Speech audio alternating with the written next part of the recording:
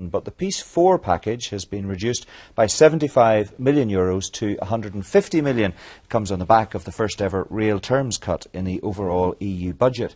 I'm joined now by our three local MEPs, the Ulster Unionists' Jim Nicholson, the DUP's Diane Dodds. They're both with me in the studio here in Belfast, and we're joined from our Foyle studio by Sinn Féin's Martina Anderson. Diane Dodds, let me ask you first of all about the wisdom or otherwise of this budget. It's the first real terms budget cut as far as the European Union is concerned in these days of austerity. Is that the right thing for Europe to be doing, first of all? Well, first of all, I welcome the budget negotiation that the Prime Minister came back with. I think it's an important message that we have to send to the European Commission and to the European Parliament, that they cannot continue to spend and while at home national budgets and family budgets are under severe restrictions. So I think that's an important message that has to be sent. I think we also have to recognise, under the very complex funding of formula for the European Union, between what we pay in and what we get back out, the United Kingdom will actually continue to contribute more to the European Union, with the large structural funds going to Eastern Europe. So that is an important point as well. For us at home, we have to continue to fight that we have adequate share of the Common Agricultural Policy budget, support for our farmers and our agri-food industry, which has continued to rise in times of recession, is very, very important.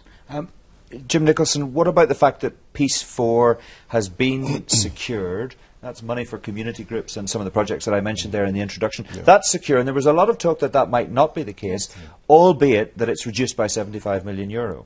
Well, it depends what way you look at it. Yes, it's been reduced by 75. Half empty or exactly. Half full? It's more or less, we're 150 million better off than we thought we would have been, say, 3 years ago, when it looked there would be no peace fund, there was no peace, would not be allowed. Because, you know, my friends in Europe say to me, Jim, how long does it take you to make peace in Northern Ireland? This has gone on since 1994. So it's a very good question, so you could understand why. And I think I have to say, the events of recent weeks in Belfast has brought it back by people saying to us as we walk around, what's happening? We thought you were moving on, and you know, why are these things happening on the streets? Do you think that people in Europe resent the fact that they're still paying for something which they thought had been resolved and frankly should have been resolved? No, I think Europe has been very generous towards Northern Ireland, very understanding, and that was why the Peace Fund was brought about by Jacques Delors all those years ago, and I think it has contributed to bring us to where we are.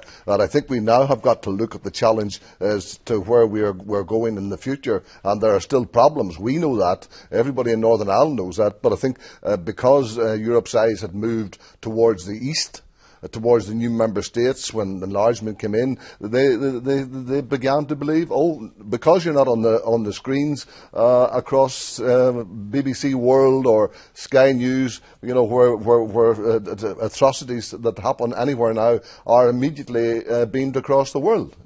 Martina Anderson, do you take the view that the glass is half full in that Peace 4 has been secured, or half empty in that the money isn't as great as perhaps it's been in the past? Well, can I say in the first instance that I fundamentally disagree with Diane's analysis of what Cameron has done?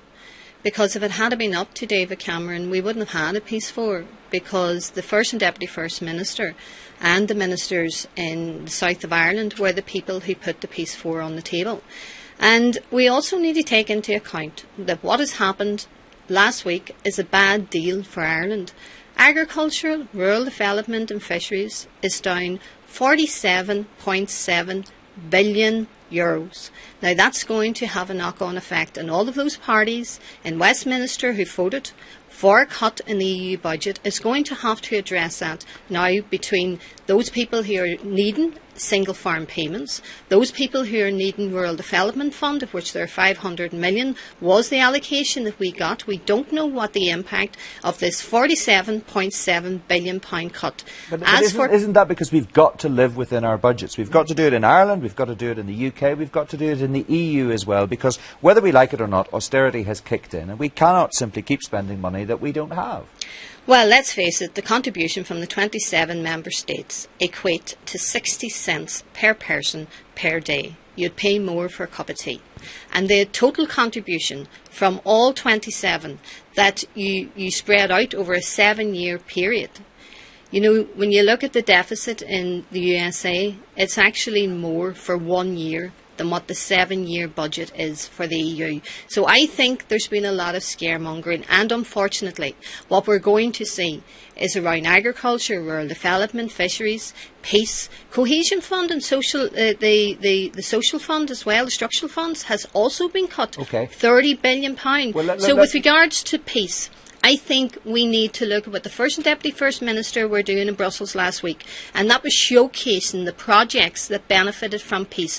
22,000 projects from 1995 until this present day, and the last round of Peace 2 alone, 900,000 participants. Let me go back to Diane Dodds. How do you respond to what Martina Anderson says? I mean, that's a very different view from your view and Jim Nicholson's view, and there are others clearly within the EU, influential individuals who would share Martina Anderson's analysis. The European Parliament, for example, will continuously vote for budget rises. It seems to think that it lives in a parallel universe, that what is happening in member states, what is happening with families, is not what happens to them. And it will be a disgrace next Parliament session if the European Parliament votes to have a private vote on whether or not to support the budget. Okay. In terms of peace, just let me finish. Just in briefly. terms of peace, it is hugely important that we have got this tranche of peace money. This was by no means certain. This is the result of a huge amount of work that has been done since 2009 with the Commission, with the committee, in order to secure that. Okay. We now need to And see that the it is British spent Prime on the Minister. real victims of terrorism, and that it supports our young people and the stake that they should have in society. Okay, quick word on the horse meat. I don't know if it's quite a scandal or controversy at this stage, and we were told it wasn't a food scare, but as every day passes, Jim Nicholson, it looks more and more like a food scare, doesn't it? I think this is becoming quite a tragedy for the whole food industry. And there's a big European dimension, There's a apparently, big to European it. dimension, and Europe will have to deal with this. And we always said, you know, Europe controls the standards of the air we breathe, the food we eat, and the water we drink. And here we are, the food we eat, we do not know what's going into it. And as I keep saying to people, and I've said it for a long, long time now, there is no such thing as cheap food.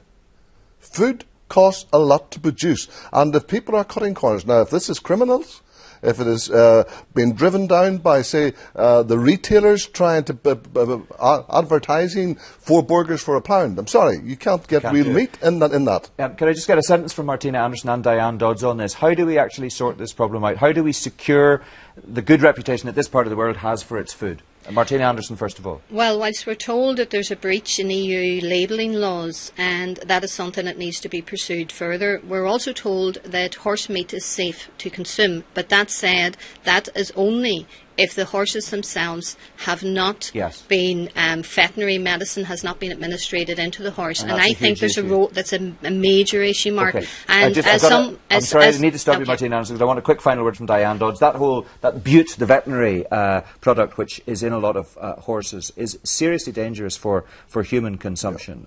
What do we do about that in a sentence? I fear that we are going to get further news if we listen to the Secretary of State last night. I fear we're going to get further news on this week. It is a scandal of mammoth proportions, but we should differentiate between the traceability systems that our farmers use and the quality produce that we have in Northern Ireland. Okay, we need to leave it there. Jim Nicholson, Diane Dodds, Martina Anderson, thank you all very much indeed for joining us.